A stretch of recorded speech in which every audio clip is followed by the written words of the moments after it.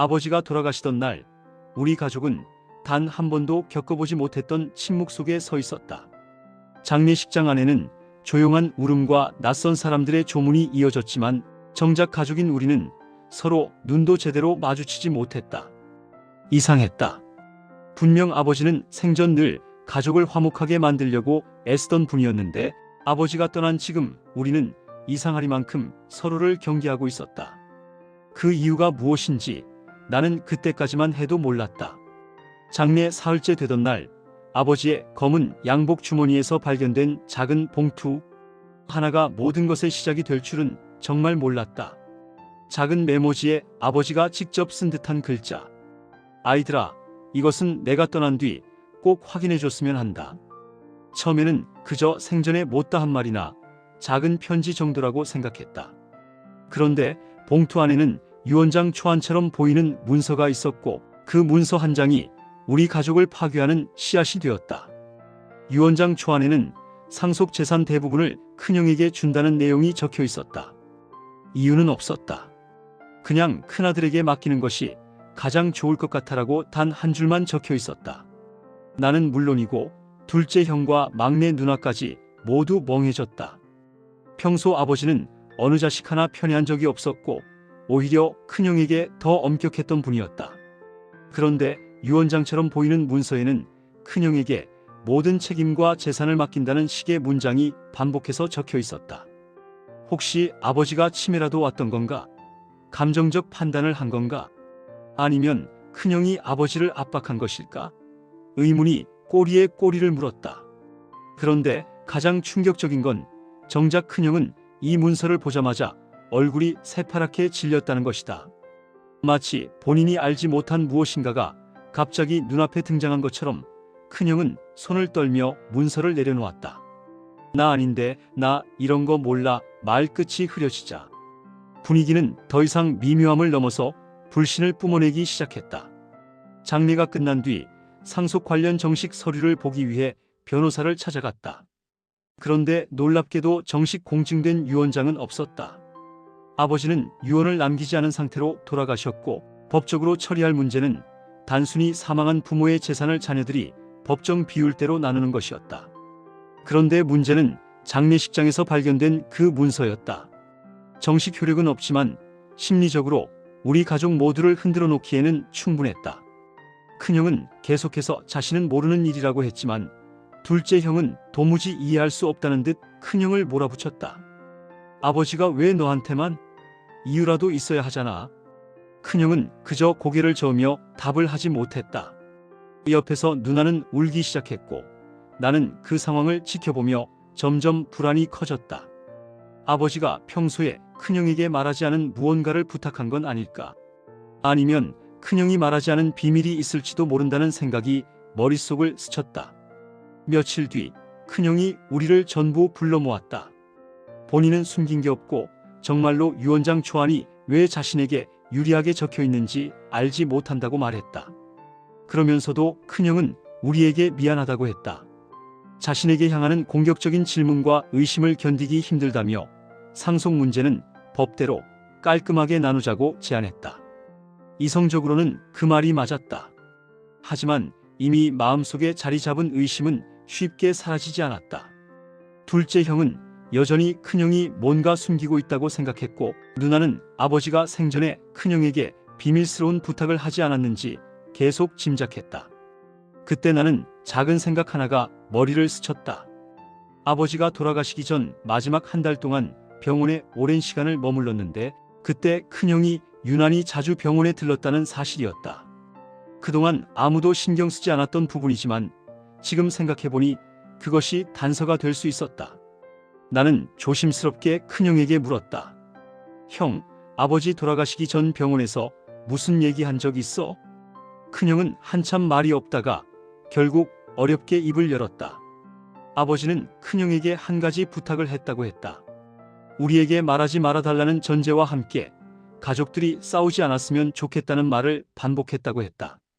그리고 큰형에게 혹시 자신이 갑작스레 세상을 떠나게 되면 집안 문제를 너가 책임감 있게 정리해달라고 했다고 한다.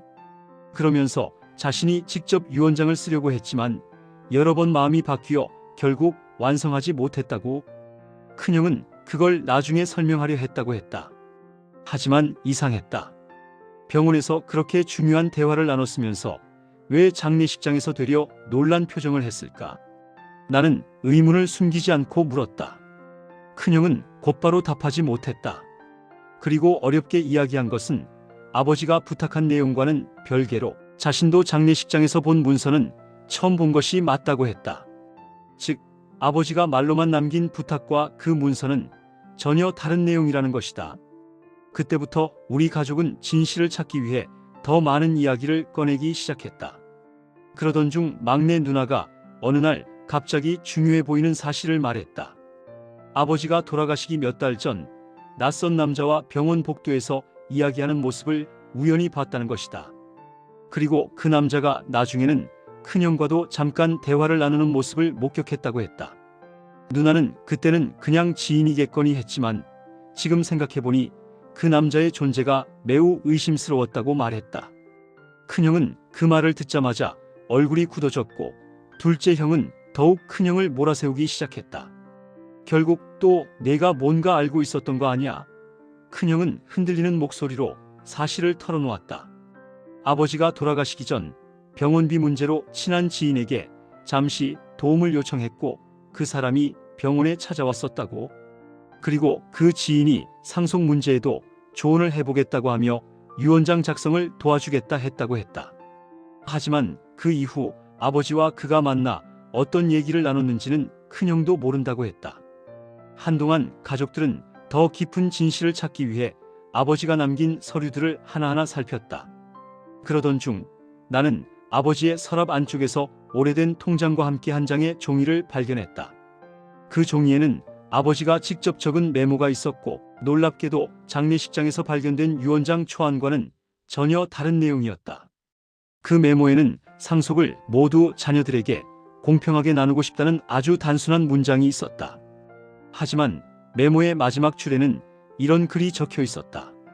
다만 집안 문제를 맡길 사람은 한 명이어야 한다. 그래야 싸움이 없다.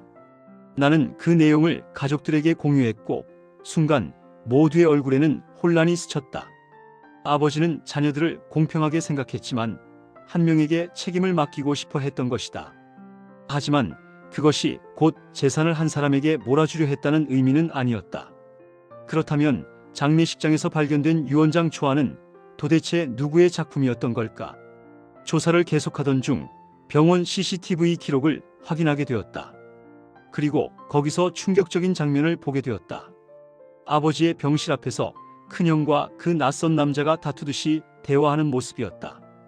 큰형은 계속 고개를 저으며 거절하는 듯한 모습을 보였고 그 남자는 무언가 종이를 흔들며 큰형을 설득하는 것처럼 보였다. 큰형에게 확인해보니 그 남자는 아버지의 지인이 아니라 아버지가 소개받은 법률 상담가였다고 했다. 하지만 그 상담가는 대가를 받지 못해 계속 큰형에게 압박을 가했다는 것이다. 유언장 초안을 만든 것도 사실 그 남자였고 그의 목적은 아버지에게 유언장 작성을 맡기며 돈을 벌려는 것이었다. 결국 아버지는 여러 번 망설이며 문서 작성을 거부했고 완성되지 못한 초안만 남아 있었던 것이다.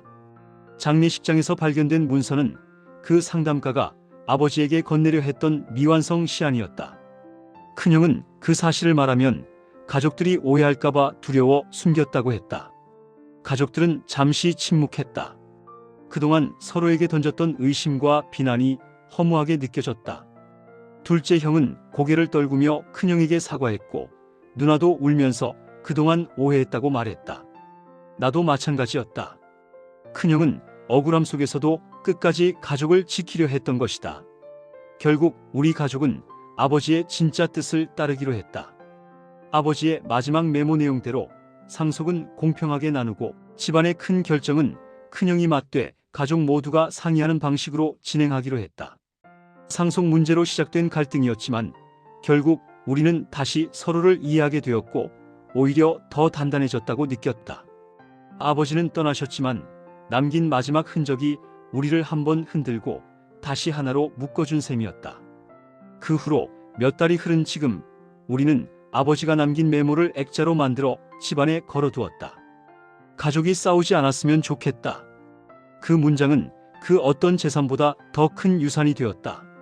그리고 우리는 여전히 완벽하지 않지만 예전보다 조금 더 서로를 이해하려 노력하며 살아가고 있다. 아버지가 바라던 모습이 바로 이런 거였을 것이다. 상속 문제로 시작했지만 결국 남은 것은 돈이 아니라 아버지가 남긴 마지막 마음이었다.